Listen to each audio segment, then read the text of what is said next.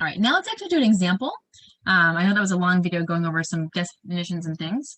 So let's do an example here. So here we have an example. This one's a little bit easier to read, which is nice. This is for Disney, and we're going to answer the following questions. So the first question is, what were the high and low prices for the past 52 weeks? So we can find that right here. Okay, so the high price was $42.38, and the low price in the last 52 weeks was $22.50. So that means in the last 52 weeks, the lowest it sold for was $22.50, and the highest it sold for was $42.38.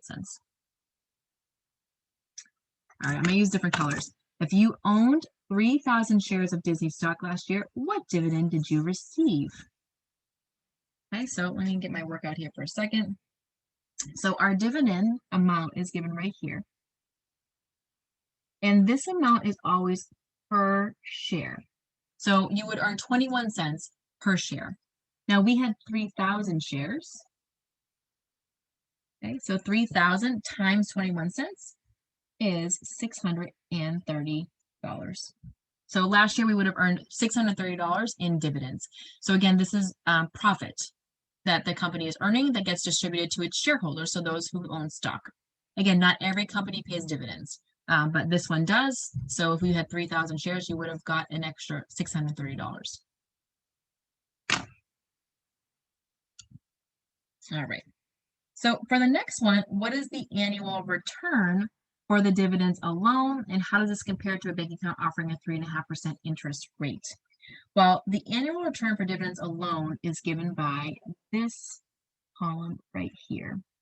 So it is 0.6%. So again, they don't put the percent next. Oh, you can't see that. Sorry, they don't put the percent next to it. You can see it right here. So 0.6% was the percent yield. So this means that the dividends alone gave Disney investors an annual return of 0.6%. Now, 0.6% is much lower than 3.5% interest rate, right? So if you're looking at just the percents, then a bank account that pays 3.5% is actually better, right? Getting a better return. However, you're not taking into account how much profit you could potentially make from selling the actual stocks.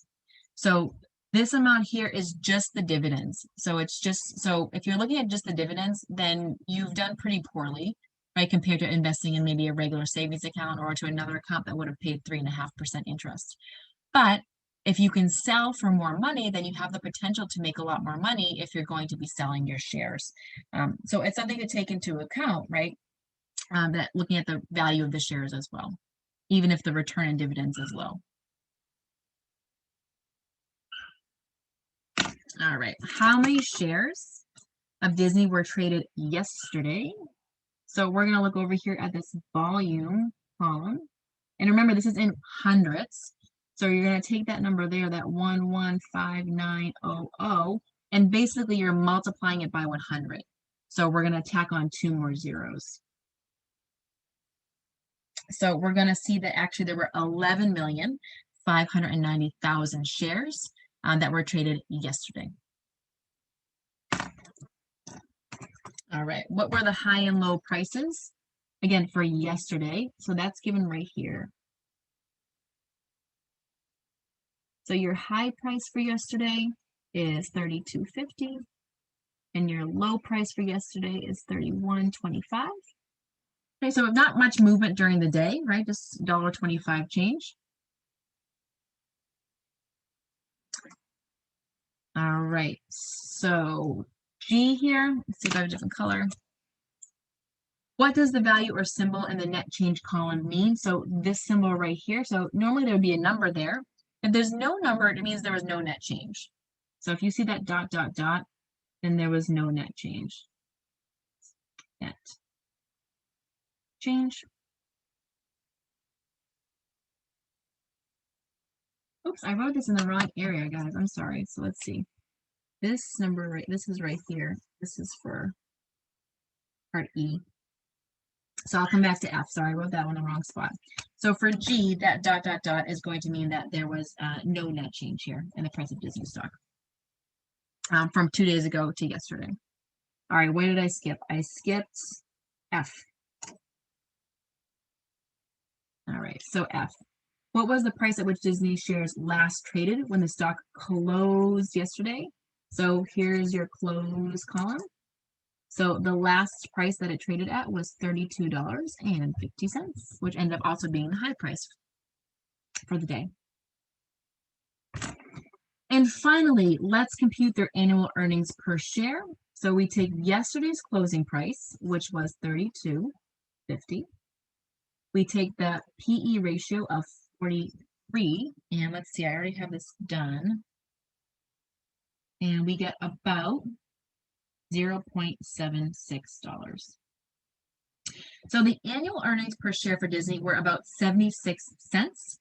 The PE ratio 43 tells us that yesterday's closing price per share of $32.50 was 43 times greater than the earnings per share, which is approximately 76 cents. Okay, so that's how we can look at that, that stock table.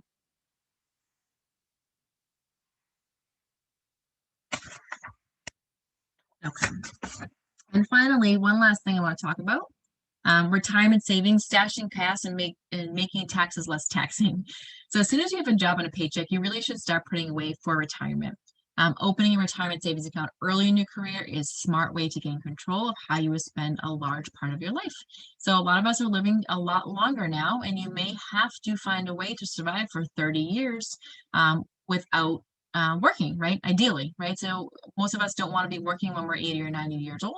Some people do, but most probably don't. So we have to make sure we save enough so that when we are ready to retire, we can live off that savings. So the earlier you start, the better off you're going to be. Now you can use regular savings and investment accounts to save for retirement, and there's also a variety of different types of retirement savings accounts. So again, you want to look into these in more detail, but here are just some examples. Again, just some. So one type of retirement account is called a traditional individual retirement account, or an IRA. It's a savings plan that allows you to set aside money for retirement. And these numbers do change, so look at the current standings for your year, but in the past, in 2016, it was up to $5,500 per year for people under 50 or $6,500 per year for people 50 or older. And the reason why there's caps is because you do not have to pay taxes on this money when you deposit it into the IRA. So a lot of times people will have this come right out of their paycheck so that it's taken out before taxes are calculated. So it helps to lower your tax bracket. And then you can start withdrawing from your IRA when you are 59.5 years old. And when you withdraw, you are then taxed. A lot of people do this way because theoretically, when you retire, you're assuming that your tax bracket will be less than when you're at your peak of your working income. So if you pay taxes later, a lot of times people pay less in taxes because they're in a lower tax bracket as they get older and once they've retired, right? Because they have less income coming in. A Roth IRA is also a type of IRA, but instead you pay taxes first.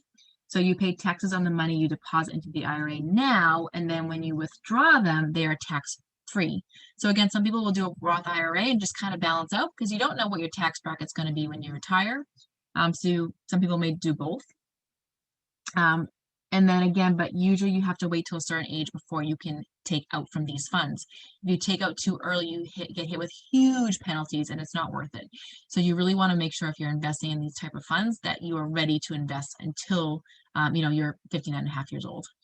Or in the year, some years it does change. So it could be 62 or something like that. So you want to make sure you're in it for the long haul. There's also employer-sponsored retirement plans. So sometimes you'll see these labeled as 401ks or 403bs. They're set up by the employer. These tend to be nice because often employers will also contribute to the plan on your behalf. These plans are not offered by all employers and are used to attract high-quality employees. They may not be offered to all employees as well, so it could only be offered to their full-time employees, not their part-time employees. So you have to, again, it could vary from company to company. But the reason why a lot of people like these is one, it's easy, right? Because you can, again, have your money taken right from your paycheck. And two, a lot of companies will match, not all of them, but some will. So they may say that they'll match up to 3% of your pay. So if you put in 3% of your pay, they'll put in another 3% so that you're actually having 6% of your income get put into your retirement account, but you're not paying for it all.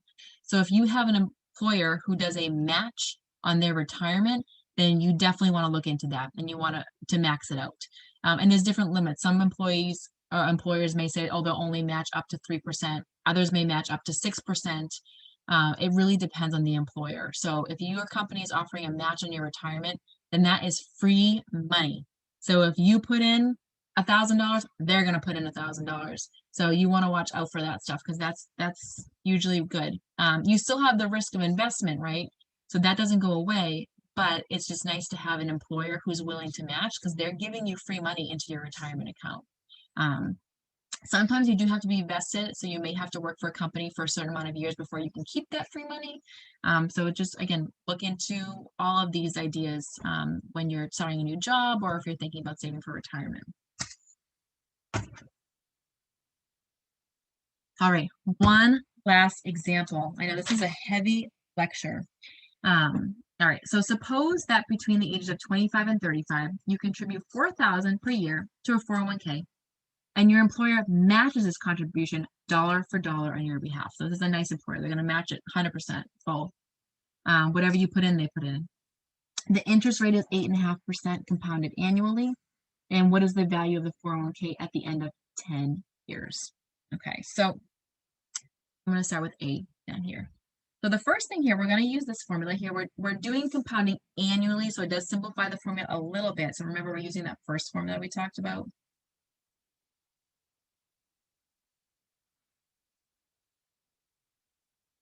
Okay.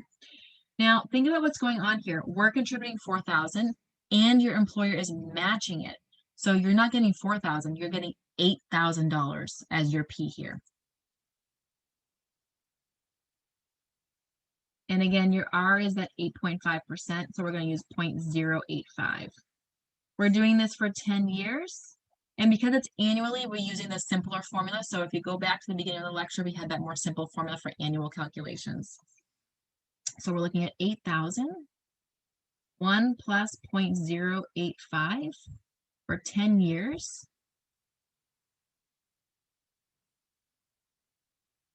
Okay, now I'm going to save us a little bit of time so we can do this on our calculator. Just break it down piece by piece. And what you're going to get is around $118,681, rounding to that nearest whole dollar there, okay? So around $118,681 at the end of 10 years. And again, I'm just doing this on my calculator. So you can just take your time, follow order of operations like we have been doing. After 10 years of working for this firm, you move to a new job.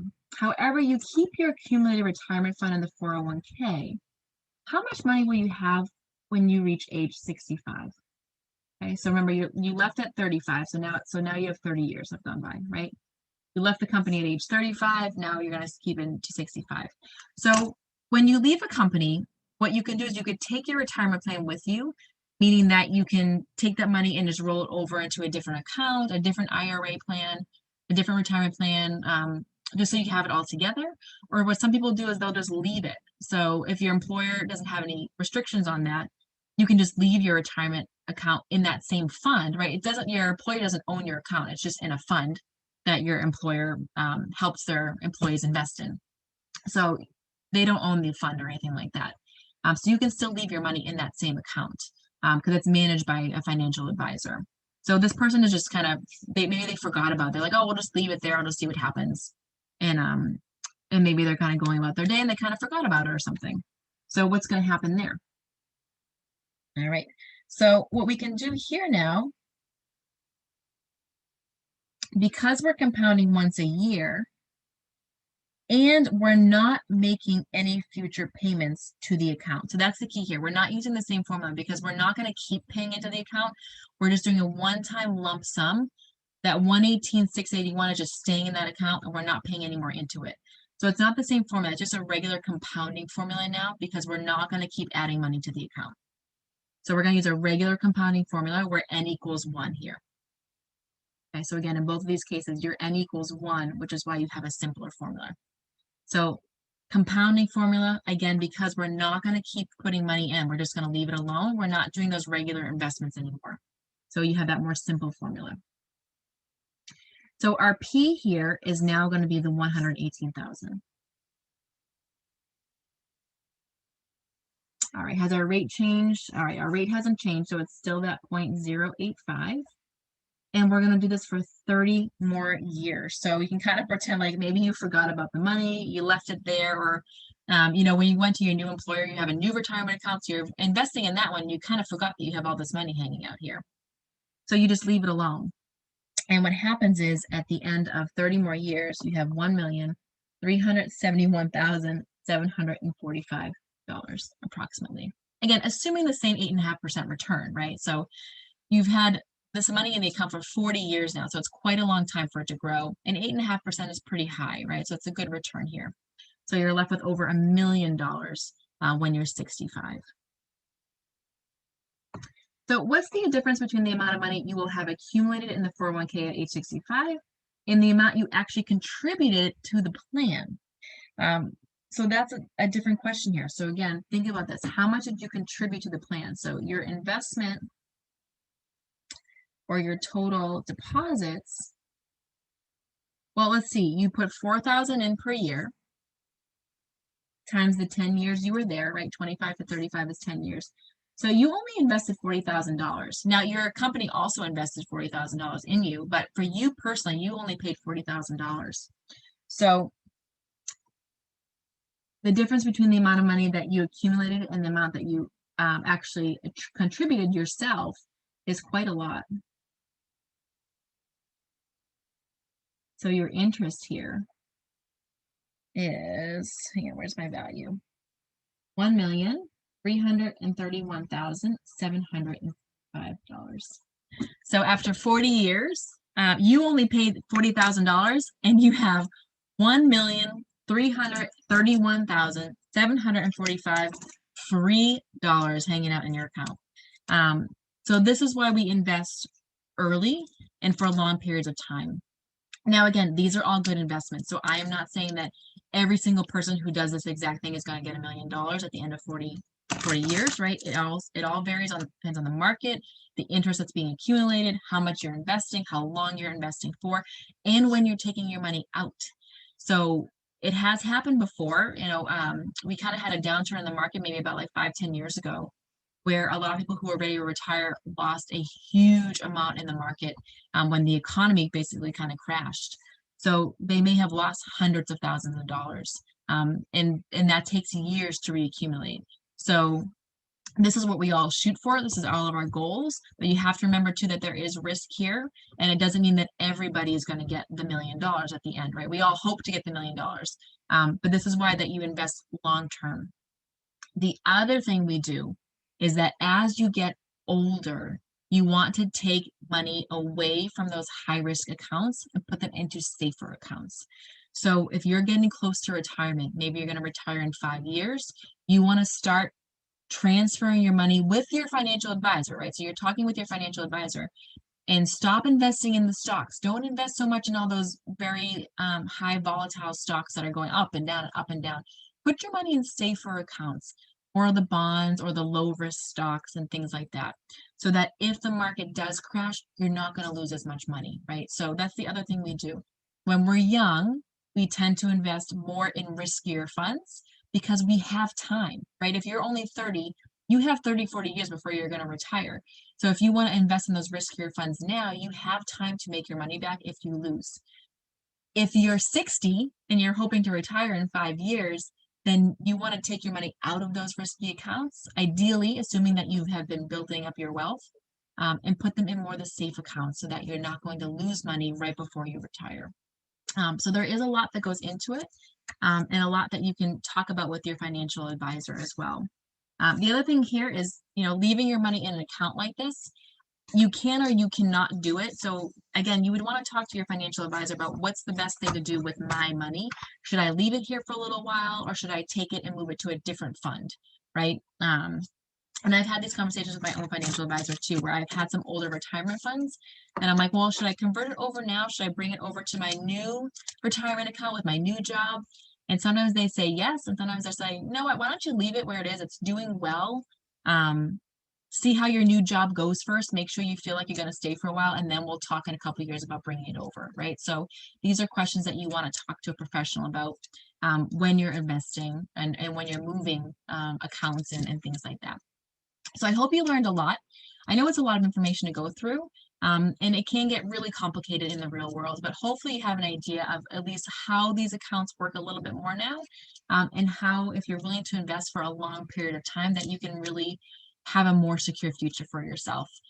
So start young. If you're only 18 now, that's okay. Start now, and then hopefully when you're 65, you'll be ready to retire and really enjoy that retirement, right? Because you've been investing for a long time.